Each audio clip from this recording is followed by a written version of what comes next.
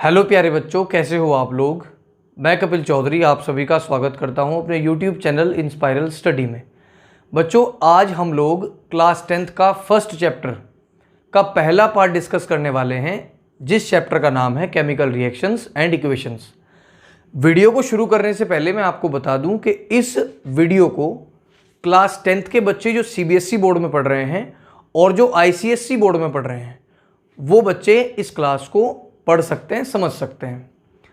एक बात और मैं आपको बता दूं बच्चों, ये सभी वीडियोस आपके बोर्ड एग्जाम के ऊपर डिपेंड होंगी, यानी कि आपके बोर्ड एग्जाम में से ज़्यादातर क्वेश्चंस आपको इन्हीं वीडियोस के अंदर से मिल जाएंगे। तो अपनी प्रिपरेशन को तैयार रखिए, अपनी प्रिपरेशन को परफेक्ट रखिए, ताकि आप लोग बोर्ड एग्जाम में एक अच्छी परफॉर्मेंस दे पाएँ। तो चलिए बच्चों, शुरू करते हैं आज की वीडियो को। देखो बच्चों, सबसे पहला जो हमारा चैप्टर है वो है केमिकल रिएक्शंस एंड इक्वेशंस। अब सबसे बड़ी बात क्या है कि रिएक्शंस क्या है ना बच्चों। अगर आपके याद हो, लास्ट ईयर आप लोगों ने चेन्स के बारे में पढ़ा था। किसके बारे में पढ़ा था? चेन्स के बारे में। आप लोग यहां पे देख सकते हैं, चेन्स को हिंदी में कहते हैं परिवर्तन। क्या कहते हैं? परिवर्तन।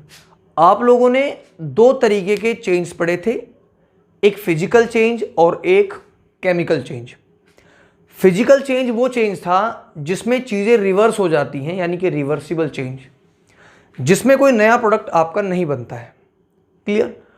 उसके बाद बच्चों केमिकल चेंज में आपने जस्ट इसका अपोजिट पढ़ा था, यानी इसके अंदर एक नया प्रोडक्ट बनता है और ये इरिवर्सिबल है।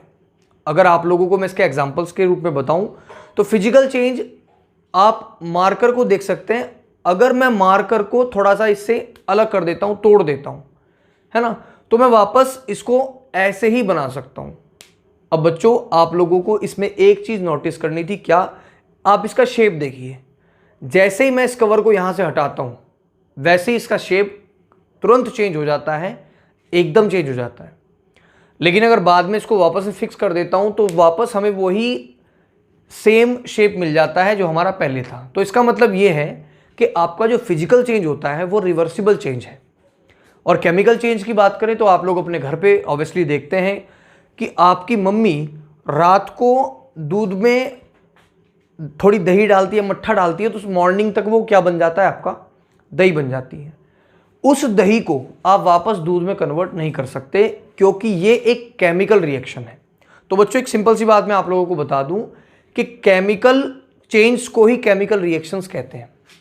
अब इसकी एक्चुअल डेफिनेशन क्या है, जिससे आप अपने चैप्टर का, अपने क्लास का बेस तैयार कर सकते हो, अपनी नींव बना सकते हो।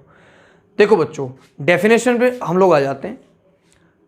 डेफिनेशन जो है हमारी, a chemical reaction is a change in which one और मोर रिएक्टेंट। अब सवाल पैदा होता है कि रिएक्टेंट क्या है।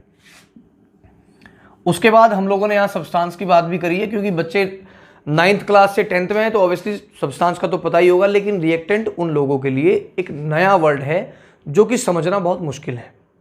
मुश्किल भी नहीं है, लेकिन उन बच्चों के लिए मुश्किल है जो अभी नए नए 9th से 10th में गए हैं, क्योंकि 9th में उनका कुछ अच्छा खासा ईयर रहा नहीं, क्योंकि लॉकडाउन में बहुत बच्चे पढ़े नहीं और अच्छी तरीके से उन लोगों को एजुकेशन मिली भी नहीं है। ठीक है बच्चों, अब यहाँ आप लोगों के पास सब्सटेंस है और रिएक्टेंट है। To form new substance with entirely different properties. एक बात बच्चों आप मुझे बताएं, अगर इवनिंग में मेरे पास मिल्क है और उस मिल्क के अंदर मैं थोड़ा सा मट्ठा डाल देता हूं या फिर दही डाल देता हूं, कर्ड डाल देता हूं, तो मट्ठा डालने से पहले आपका जो मिल्क है वो कैसा था, और मट्ठा डालने के बाद और एक कह सकते हैं कि पर्टिकुलर टाइम के बाद, यानी लगभग 7 या 8 घंटे के बाद वो दही बन गई, तो वो दही कैसी है, उनमें टोटल आपको डिफरेंट मिल जाएगा। एक सिंपल सा एग्जांपल मैं और आपको बता दूं, अगर आपके हाथ में एक मैग्नीशियम रिबन है, आप उसको जला दो, जलाने के बाद आपको क्या मिलेगा? मैग्नीशियम ऑक्साइड मिलेगा और ऐश मिलेगी। ठीक है, ऐश राख को कहते हैं, राख। अब किसी चीज़ को जलाओगे, आप पेपर को जलाओ, पेपर को जलाने पर भी आपको राख मिलने वाली है। तो सिंपल सी बात है कि पहले वाली जो हमारी चीज़ थी, यानी पहला जो सब्सटेंस था, रिएक्शन करने के बाद वो जब दूसरा एक नया सब्सटेंस बना, तो टोटल जो प्रॉपर्टीज़ थी वो एंटायरली डिफरेंट थी। ठीक है बच्चों, अब यहाँ पर आप एक बात समझें, केमिकल रिएक्शन को आप कैसे समझ सकते हैं। केमिकल रिएक्शन एक चेंज है, वही मैंने आपको कहा, जिसमें दो या दो से ज़्यादा रिएक्टेंट्स आपस में रिएक्ट करके एक नया प्रोडक्ट बनाते हैं, और जो प्रोडक्ट बनता है उसकी प्रॉपर्टी बिल्कुल डिफरेंट रहती है जो पहले वाले आपके सब्सटेंसेस थे। अब इसका एग्जांपल मैंने दिया है ताकि आप लोग आसानी से इसको समझ पाएं। मेरे पास सोडियम है, उस सोडियम की मैं वाटर के साथ रिएक्शन कराता हूं, तो रिएक्शन कराने पर मेरे पास सोडियम हाइड्रोक्साइड बनता है और हाइड्रोजन गैस रिलीज होती है। अब एक बात बताओ, यहाँ पर हमारे पास सोडियम था, एक मेटल है, इसकी रिएक्शन करते हैं H2O के साथ, तो मैं आप लोग यहाँ पे तो समझ नहीं पा रहे हैं क्योंकि आपको यहाँ पे इक्वेशन लिखी हुई दिख रही है। लेकिन अगर सोडियम की रिएक्शन हम पानी के साथ कराते हैं तो मैं आप लोगों को बता दूं कि इसमें आग तुरंत लग जाती है ना, यानी एक ब्लास्ट होता है अगर सोडियम में हम पानी डाल देते हैं। अगर आप लोग ऐसा करेंगे, वैसे तो ऐसा बिल्कुल नहीं करना, क्योंकि अगर घर पे करोगे ये प्रैक्टिकल तो नुकसान हो सकता है ना, एक ब्लास्ट हो सकता है ना, आग लग सकती है। ठीक है बच्चों, तो यहाँ पर आप एक बात समझें कि सोडियम की रिएक्शन जब मैंने वाटर के साथ कराई तो वाटर के साथ रिएक्शन कराने पर आपका सोडियम हाइड्रोक्साइड बना और हाइड्रोजन गैस रिलीज हुई। तो यहाँ वाली जो चीज़ें थी, है ना, यहाँ वाले जो सब्सटेंस थे और वो वाले जो सब्सटेंस हैं जो प्रोडक्ट में है आपके, टोटल डिफरेंट है, यानी उनकी जो प्रॉपर्टीज है टोटल डिफरेंट है। अब बच्चों एक बात मैं आप लोगों को बता दूं, रिएक्टेंट क्या होता है, प्रोडक्ट क्या होता है। आप एक एग्जांपल लें, आप यहाँ पे NaH2O और NaOH और प्लस H2 का एग्जांपल बिल्कुल ना लें, है ना। अब एक बात समझिए, यहाँ पर हम लोग प्रोडक्ट को, रिएक्टेंट को कैसे समझ सकते हैं। देखो बच्चों, जो दो सब्सटेंस या दो से ज़्यादा सब्सटेंस आपस में रिएक्ट कर रहे हों, है ना, जैसे मैंने मैग्नीशियम रिबन को ऑक्सीजन के प्रेजेंस में जलाया तो मैग्नीशियम और ऑक्सीजन की रिएक्शन हुई, रिएक्शन होने पर मैग्नीशियम ऑक्साइड बना। क्लियर बात। अब दूसरा एग्जांपल, मान लीजिए आपके पास मैदा है और उस मैदे के साथ साथ आपके पास आलू है, तो मैदा प्लस आलू इज इक्वल टू समोसा।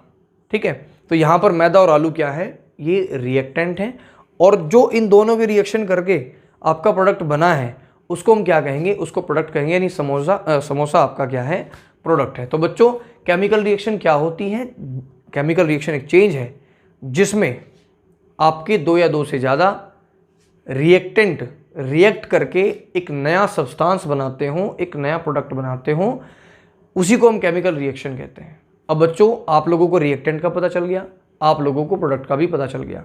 एक बात हमेशा ध्यान रखना, अगर कोई इक्वेशन आपके पास है और उसमें एरो लगा हुआ है, बेसिक सी बात है कि एरो लगेगा, क्योंकि ये रूल के साथ ही हम लोगों को चलना पड़ेगा। हम लोग इसमें इज इक्वल टू का यूज़ नहीं करते, ऑलवेज एरो का यूज़ करते हैं। और ये जो एरो है ये रिप्रेजेंट कर रहा है कि रिएक्टेंट आपस में रिएक्ट करके एक नया प्रोडक्ट बना रहे हैं। क्लियर है। ठीक है, अब बच्चों देखो, केमिकल रिएक्शन तो हो गया, है ना, केमिकल इक्वेशन पे आ जाते हैं।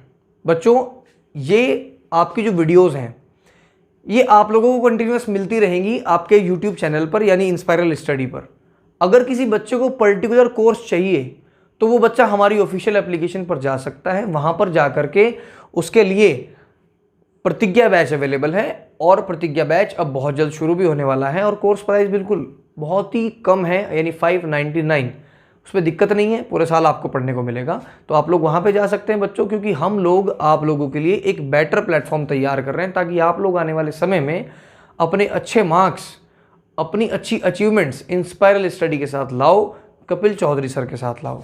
ठीक है बच्चों, तो अब पढ़ते हैं केमिकल इक्वेशन। देखो भाई, केमिकल रिएक्शन पढ़ लिया है ना। अब एक बात मैं आप लोगों को बता दूं कि केमिकल रिएक्शन को पढ़ने के बाद हम केमिकल इक्वेशन को कैसे समझें। बच्चों देखो, केमिकल रिएक्शन में था कि जब दो या दो से ज़्यादा रिएक्टेंट आपस में रिएक्ट करते हैं और एक नया प्रोडक्ट बनाते हैं, उसको कहते हैं केमिकल रिएक्शन। लेकिन केमिकल इक्वेशन का फंडा बिल्कुल अलग है। कैसा, मैंने आपको ये एग्जाम्पल दिया था, ये इस एग्जाम्पल को छोड़िए, हम नया एग्जाम्पल ले लेते हैं। मान लीजिए मेरे पास मैग्नीशियम है, जो मैंने अभी लिया एग्जाम्पल, और ये मैग्नीशियम जो है इसकी मैं ऑक्सीजन के साथ रिएक्शन कराऊंगा, और रिएक्शन कराने के बाद मेरे को मिलता है मैग्नीशियम ऑक्साइड। ठीक है, मैग्नीशियम ऑक्साइड। अब बच्चों देखो, ये भी रिएक्शन है, क्योंकि हम लोग लिख रहे हैं कि भाई मैग्नीशियम को ऑक्सीजन के साथ रिएक्शन कराने पर, जलाने पर मैग्नीशियम ऑक्साइड मिला। लेकिन इसको केमिकल इक्वेशन नहीं कह सकते हम, ये है वर्ड इक्वेशन, यानी जिसमें वर्ड्स का यूज हो। ठीक है, वो है वर्ड इक्वेशन। लेकिन इसको केमिकल इक्वेशन कैसे लिखें, तो बच्चों आप लोगों को क्या करना पड़ेगा, आप लोगों को अपने 5th चैप्टर में एक मॉडर्न पीरियोडिक टेबल दी हुई है, उस पीरियोडिक टेबल को आपको याद करना है। ठीक है, उसको जब आप याद करेंगे आपको पता चल जाएगा कि हाँ सर क्या कह रहे थे, है ना। अगर याद नहीं करना या आपसे नहीं होगा तो डेफिनेटली अगली वीडियो इसी के ऊपर आने वाली है, मेरी टेंशन बिल्कुल नहीं लेनी। ठीक है, देखो बच्चों, मैग्नीशियम और ऑक्सीजन और मैग्नीशियम ऑक्साइड, एक बात मैं आप लोगों को बता दूं कि हर एक एलिमेंट को रिप्रेजेंट करने के लिए उनके सिंबल्स हैं, यानी उनके संकेत दिए गए हैं। आप लोग जैसे पढ़ते हैं ना ऑक्सीजन, तो ऑक्सीजन को O से रिप्रेजेंट करते हैं। आप लोग पढ़ते हैं कि नाइट्रोजन, तो नाइट्रोजन को N से रिप्रेजेंट करते हैं। आप लोग पढ़ते हैं कि सिल्वर को Ag से रिप्रेजेंट करते हैं। तो ये सब आप लोग कहाँ पे सीखोगे? पीरियोडिक टेबल में। तो बच्चों, इस मैग्नीशियम प्लस ऑक्सीजन को और मैग्नीशियम ऑक्साइड को वर्ड इक्वेशन से केमिकल इक्वेशन बनाने में हमें क्या करना पड़ेगा? इसको दिखाना पड़ेगा सिंबॉलिक फॉर्म में। तो यानी इसकी डेफिनेशन क्या हो जाएगी? A chemical equation is the symbolic representation of chemical reaction. यानी केमिकल रिएक्शन क्या है पहले इसको देखो, उसमें वर्ड इक्वेशन बनाओ। मैग्नीशियम की रिएक्शन हो रही है ऑक्सीजन के साथ बन रहा है उसका मैग्नीशियम ऑक्साइड। अब मैग्नीशियम को सिंबॉलिक फॉर्म में क्या कहते हैं? Mg कहते हैं। ठीक है, तो यहाँ पे क्या लिखेंगे हम? Mg। एक बात ध्यान रहे, अगर किसी एलिमेंट में एक सिंगल वर्ड आता है सिंबॉलिक रिप्रेजेंटेशन में, यानी उसका जो सिंबल है वो सिंगल वर्ड है, तो हमेशा कैपिटल में लिखा जाएगा। ठीक है, लेकिन अगर 2 वर्ड आते हैं तो पहला वर्ड हमेशा कैपिटल और दूसरा वर्ड हमेशा स्मॉल लेटर में आएगा। ये बात आपको हमेशा ध्यान रखनी है। ठीक है बच्चों, अब देखो मैग्नीशियम में 2 वर्ड हैं M और G, तो M को हम बड़ा लिखेंगे और G को हम छोटा लिखेंगे। उसके बाद बात आती है यहाँ पर ऑक्सीजन यानी O2 की, तो यहाँ पे लिखेंगे O2। अकेला वर्ड हमेशा कैपिटल लेटर में आएगा, ये भी आपको हमेशा ध्यान रखना है। उसके बाद जब Mg की रिएक्शन होगी तो क्या बनेगा? MgO यानी मैग्नीशियम ऑक्साइड। तो यहाँ पर M बड़ा है कैपिटल, ये G छोटा है और ये O कैपिटल में है। तो बच्चों इसको कहते हैं केमिकल इक्वेशन, यानी symbolic representation of chemical reaction. I hope बच्चों आज का ये पहला पार्ट आप लोगों के बहुत अच्छी तरीके से समझ आया होगा और आशा करता हूँ कि आप लोग वीडियोस को शेयर भी करोगे। ठीक है बच्चों, बहुत जल्द हम आप लोगों के लिए यूट्यूब पर लाइव क्लासेस भी अरेंज करने वाले हैं और इसीलिए मेरी वीडियोस नहीं आ रही थी। बच्चों आज के लिए इतना ही। आई होप कि आप लोगों को टॉपिक समझ आया होगा। टॉपिक अगर आपको समझ आया हो तो आप लोग कमेंट करके हमें बताएं। आज के लिए इतना ही बच्चों, फिर मिलते हैं एक इंटरेस्टिंग वीडियो में। और वीडियो को शेयर ज़रूर कर देना, वीडियो पे कमेंट ज़रूर कर देना और वीडियो को लाइक ज़रूर कर देना, ताकि हम लोगों को पता चले कि कितने बच्चे हमसे पढ़ रहे हैं। आज के लिए इतना ही। जय हिंद, जय भारत, जय श्री राम, जय माता दी।